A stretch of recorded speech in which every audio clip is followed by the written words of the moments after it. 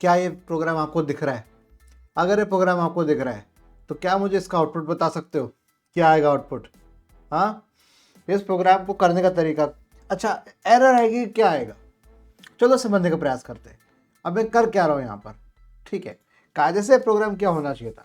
कायदे से प्रोग्राम ये इस बात का होना चाहिए था कि फॉर i इक्वल्स टू 0 और i लेस देन 10 और i प्लस प्लस, और अंदर होना चाहिए था printf। ये तो एज इट इज है ना, ये एज इट इज है। अगर आप इसको देखोगे और इसको देखोगे, बस फर्क क्या है यहाँ पर, एक मैंने एक्स्ट्रा सेमीकोलन लगा रखा है। अब अगर मैं ये ना लगाता तो मेरा कुछ प्रोग्राम कुछ इस तरीके से होता, और ऊपर ऑब्वियसली आप इसके ऊपर void main, और यहाँ पर आप ऐसे कर सकते हो, इसके ऊपर आपके हैश इंक्लूड वगैरह सब आ गया। तो ये मुझे बताओ, अगर ऐसा आउटपुट होता तो क्या आंसर आता, क्या आता जवाब इसका? इसका जवाब सिंपल सा आता। आप क्या कहते हैं? सर कोई दिक्कत नहीं है, आई अपन ने डिक्लेयर कर रखा है, चलो हमने इंट आई कर दिया ऊपर, लो जी डिक्लेयर कर दिया। तो आउटपुट क्या आएगा भैया? पहले तो आई इक्वल टू 0 चेक किया जाएगा, आई 0 है, हाँ जी। फिर चेक किया जाएगा आई मेरा 10 से छोटा है कि नहीं, वो चेक किया जाएगा, हाँ जी चेक कर लिया। फिर क्या होगा, आई प्लस प्लस मतलब क्या, इंक्रीमेंट होगा, तो आई की वैल्यू पहले 0 प्रिंट हो जाएगी। फिर वापस जब आएगा आई इंक्रीमेंट हो जाएगा, कि फिर क्या आएगा, 1 आएगा। फिर अगेन होने के बाद वापस नीचे आएगा, फिर ऊपर जाएगा, 2 आएगा, 3 आएगा, 4 आएगा, 5 आएगा, 6 आएगा, फिर आएगा 7 आएगा है, फिर 8 आएगा, फिर 9 आएगा। अब जैसी 10 आया, ये कंडीशन क्या हो जाएगी, फॉल्स। जैसी फॉल्स हो जाएगी तो ये लूप के बाहर आ जाएगा। आपको पता है कि सी और सी प्लस में अगर मैं यहाँ पर कर्ली ब्रैकेट ना लगाऊं तो कोई फर्क नहीं पड़ता। ये प्रिंटफ किसके अंदर आ रहा है? ये प्रिंटफ किसका हिस्सा है? इसका फॉर लूप का हिस्सा है, इस बॉडी का हिस्सा, फॉर लूप का जो स्टेटमेंट का हिस्सा है उसी के अंदर आ रहा है ना।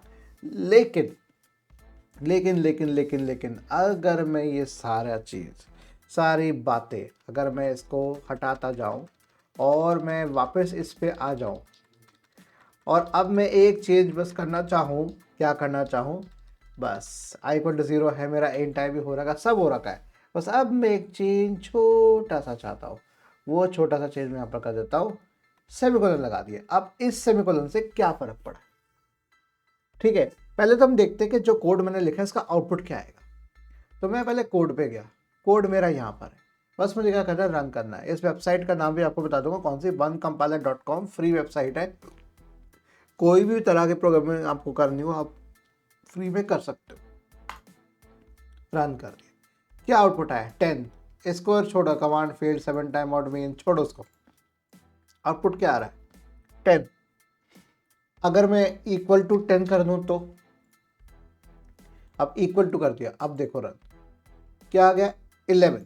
भैया ये कैसे आ रहा है, आउटपुट कैसे आ रहा है? एरर आनी चाहिए ना। इसको भूल जाओ, ये इस प्लेटफॉर्म की दिक्कत है, ये इस साइड की दिक्कत है। मैं कह रहा हूँ आउटपुट आ रहा है जी।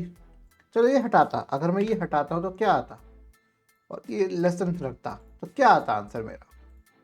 मेरा क्या आता आंसर अगर मैं करता तो 0 1 2 3 4 5 6 7 8 9 है ना। अगर स्लैश एन दूंगा तो क्या आएगा,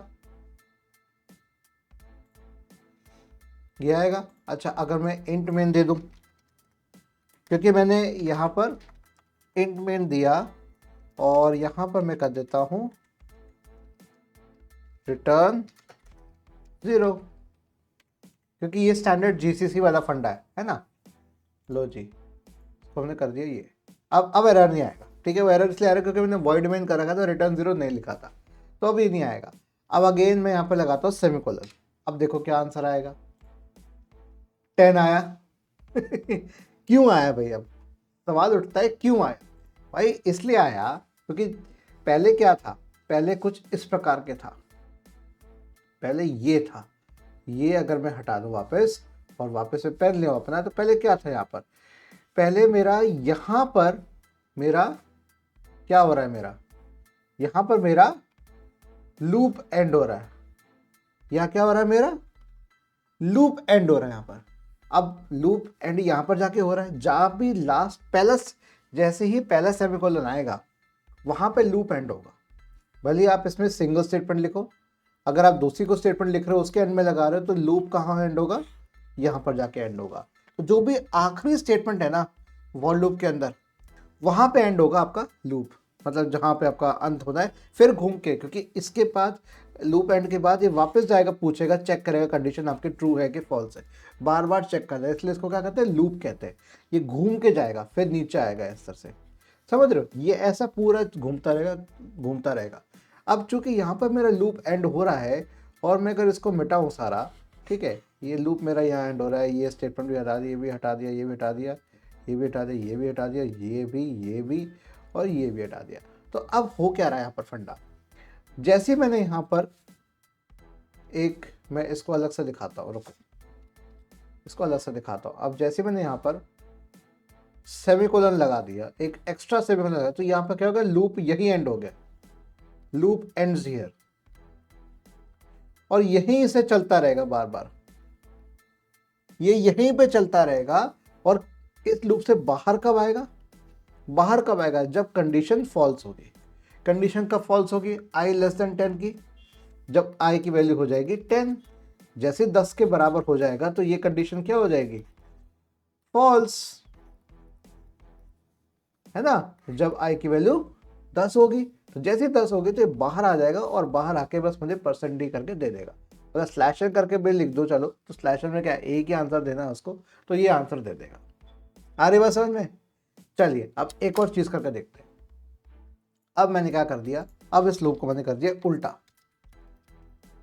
और मैंने कर दिया -1 तक चला दिया और कर दिया i माइनस आई। ये तो आपको पता है, i minus minus I minus minus और माइनस माइनस आई प्लस प्लस और प्लस प्लस आई में क्या फ़र्क है भाई, pre increment post increment, pre decrement post decrement. अब चूंकि हम ऐसा लिख रहे हैं लूप में या कोई असाइन नहीं कर रहे तो कोई फ़र्क नहीं पड़ता, आई इंक्रीमेंट या डिक्रीमेंट जैसा नॉर्मल तरीके से होना वैसे ही होगा। अगर आप चाहते हो कि मैं कैसे कराना है वो भी मैं आपको इंक्रीमेंट डिक्रीमेंट का बता दूंगा। तो अब मैं इसको अगर रन करूंगा तो मुझे बताओ आउटपुट क्या आएगा, आउटपुट क्या आया, ओ माय गॉड -1 ही आया है। ओ भाई ये कैसे हो गया, ये कैसे हुआ। तो क्या बच्चों आप इसके बारे में बता सकते हो मुझे कमेंट सेक्शन में नीचे ज़रूर बताना। और एक और चीज़ है भाई, बहुत ज़रूरी चीज़ है, इसको देखिए ना मत जाना अगर अंत तक देख लिया तो। अगर आपको ऐसे कोर्सेज सीखने हैं जैसे मैंने सीखा है, सी प्रोग्रामिंग, डेटा साइंस आपको शानदार चाहिए, पाइथन चाहिए, आपको मशीन लर्निंग सीखना है, डीएसए करना है, आपको डेटा स्ट्रक्चर एल्गोरिथम्स करना है, C++ के बेसिक्स चाहिए और सी की आपको शानदार चीज़ चाहिए, तो भाई लिंक मैंने दे रखा है नीचे, लिंक दे रखा है डिस्क्रिप्शन बॉक्स में जाना। और अभी जिसके बाद जो वीडियो आएगी ना बेटा उसको पूरा देख लेना, अगर पूरा नहीं देखोगे बेटा समझ में नहीं आने वाला, समझ रहे, तो पूरा देखना उसके बाद ही एंड करना, ठीक है। तो इसके साथ मैं रखता हूँ, ओम नमो भगवते वासुदेवाय, हरे कृष्णा।